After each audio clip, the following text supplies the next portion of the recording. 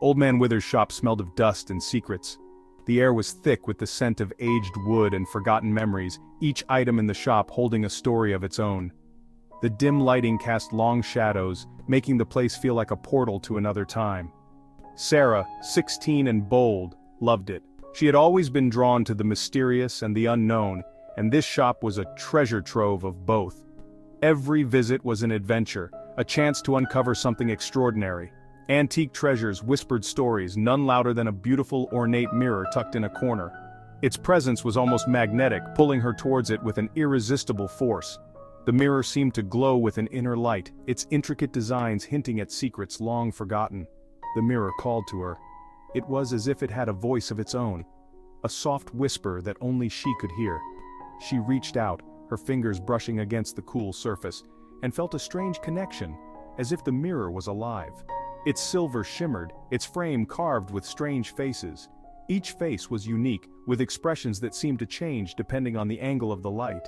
Some looked sad, others angry, and a few seemed to be smiling, but there was something unsettling about them all. Mr. Withers saw her looking. His eyes, sharp and knowing, followed her every move. He had seen many customers come and go, but there was something different about Sarah. He could sense her curiosity, her hunger for the unknown. $5, he rasped. A steal. His voice was rough like sandpaper, but there was a hint of amusement in his tone. He knew the mirror was worth much more, but he also knew that Sarah was meant to have it. $5 was all her allowance, but she had to have it. She hesitated for a moment, thinking about the other things she could buy with that money, but the mirror's pull was too strong. She handed over the crumpled bills, her heart pounding with excitement. The mirror felt important, powerful. As she held it in her hands, she could feel a strange energy emanating from it, a sense of history and mystery that was almost overwhelming. It was as if the mirror was trying to tell her something, to share its secrets with her. Sarah paid, ignoring the shiver crawling down her spine. There was a part of her that was afraid, that sensed the danger in the mirror's allure, but her curiosity was stronger. She couldn't walk away now, not when she was so close to uncovering its mysteries. At home, she hung the mirror in her room. It seemed to fit perfectly, as if it had always belonged there.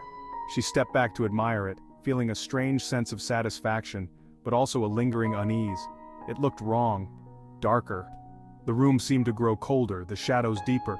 The mirror's surface, once so bright and inviting, now seemed to absorb the light, casting an eerie glow.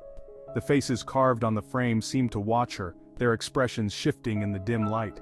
They seemed almost alive, their eyes following her every move. She could feel their gaze, a constant, unsettling presence that made her skin crawl. The mirror was more than just an antique. It was a gateway to something unknown, something that both fascinated and terrified her. The whispers started subtly, just her name, a breath against the back of her neck. Sarah checked, but no one was there. Then, reflection started changing. A figure stood behind her in the mirror, gone when she spun around. Flashes of movement in the glass, shadows that vanished when she focused. One night she saw him clearly, a boy pale and thin with eyes like black pits.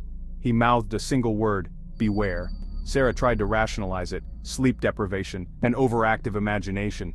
But deep down, a seed of fear had been planted. The warnings escalated. Visions flashed in the mirror. A car crash, a dark figure approaching, Sarah lying still on the ground. Each vision brought a wave of terror. She couldn't sleep, couldn't eat. The whispers were constant now, urgent and panicked. He's coming, they hissed. He wants to take your place. The fear became paralyzing. The mirror dominated her life, its presence suffocating.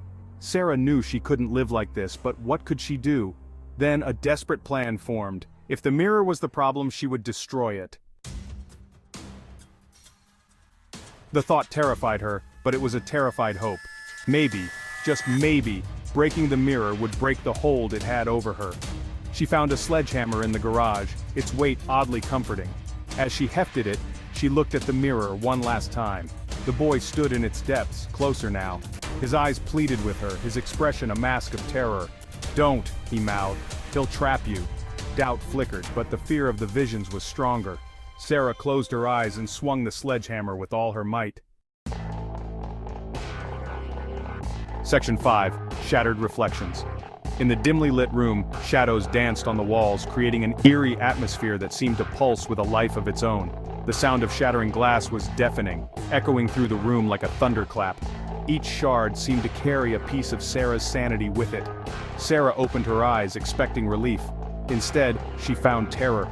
The mirror hadn't shattered, it stood there mocking her with its unbroken surface, reflecting her fear back at her. The sledgehammer was embedded in the glass, its handle protruding from the other side. It was as if the mirror had absorbed the impact, refusing to break, refusing to release her from its grip. And in the mirror, her reflection moved. It was no longer a mere image but a living, breathing entity. It moved with a fluidity that was both mesmerizing and horrifying. It smiled, a cruel, mocking expression, and pulled the sledgehammer further in. The reflection's eyes gleamed with a malevolent intelligence, as if it knew the depths of Sarah's fear and reveled in it. A hand, identical to her own, reached out from the mirror, grabbing her wrist with impossible strength. The touch was cold, sending a shiver down her spine. It felt real, too real. Sarah screamed, trying to pull away, but the grip was too strong. Her heart pounded in her chest, each beat a desperate plea for escape. She could feel the coldness of the mirror seeping into her skin. She felt herself being pulled forward, the shattered reflection of her own face leering at her. The room around her seemed to warp and twist, the walls closing in as the mirror's pull grew stronger. She was being drawn into a world where reality and nightmare intertwined, a place where her own reflection was her worst enemy. Section 6. Trapped. Panic flooded her as she was dragged closer to the mirror. She thrashed, kicked, but it was no use. The reflection was relentless. The glass felt cold, impossibly smooth against her skin. Then, with a sickening lurch, she was pulled through, the world dissolving into a dizzying kaleidoscope of light and shadows. She landed hard on cold, hard ground. Disoriented, she looked around, her heart pounding in her chest. She was in a twisted, distorted reflection of her room. Everything was the same, yet wrong. The air was heavy, silent, and reeked of decay. Section 7. The room silent. Sarah scrambled to her feet, fear clawing at her throat. She ran to the spot where the door should be, but there was only a smooth, reflective surface. She was trapped, imprisoned in the mirror world. Desperation welled up inside her, threatening to consume her. She pounded on the mirror, screaming for help, but her cries were swallowed by the oppressive silence. No one could hear her. Exhausted, she sank to the floor, tears streaming down her face. She was alone, lost in a world of whispers and shadows. Section 8. Beyond the glass. This is where the boundary between reality and the unknown blurs, where the ordinary becomes extraordinary, and where the mundane transforms into the mysterious. Back in the real world, Sarah's room was silent. The air was thick with an unsettling stillness, as if the very walls were holding their breath, waiting for something to happen. The moonlight filtered through the curtains, casting ghostly shadows that danced on the walls. The shattered mirror hung on the wall, a single unblinking eye staring out into the room. It was as if the mirror itself was alive, watching, waiting, and perhaps even judging. The eye seemed to follow every movement, every breath, every heartbeat. The sledgehammer remained embedded in the glass, a silent testament to Sarah's struggle. It was a symbol of her desperation, her fight against the unseen forces that had invaded her life. The handle was worn, the metal head stained with the dust of countless battles fought in the shadows. The only evidence of her presence was a faint outline of her handprint on the surface of the mirror. It was a ghostly imprint, a reminder of her existence, her touch, her fear. The handprint seemed to pulse with a life of its own, a silent scream frozen in time. But if one looked closely, very closely, they could see a flicker of movement within the depths of the shattered glass. It was a subtle, almost imperceptible motion, like a whisper in the dark, a shadow in the corner of the eye. It was as if the mirror was a portal to another world, a world of nightmares and forgotten memories. A pair of eyes, wide with fear, stared back. They were eyes that had seen too much, eyes that had witnessed horrors beyond comprehension. They were eyes that spoke of a soul trapped, a spirit caught between two worlds, unable to escape, unable to find peace. The antique mirror stood silent, its dark secret hidden behind a veil of shattered reflections. It was a relic of a bygone era, a piece of history that had seen countless lives, countless stories. It was a silent witness to the passage of time, a keeper of secrets, a guardian of the unknown. It had watched, It had waited, and it had claimed its prize. The mirror was more than just a piece of glass, it was a living entity, a sentient being that fed on fear, on despair, on the very essence of those who gazed into its depths. It was a predator, lurking in the shadows, waiting for its next victim, and as the room remained silent, the mirror continued to watch, to wait, to hunger for the next soul to fall into its trap.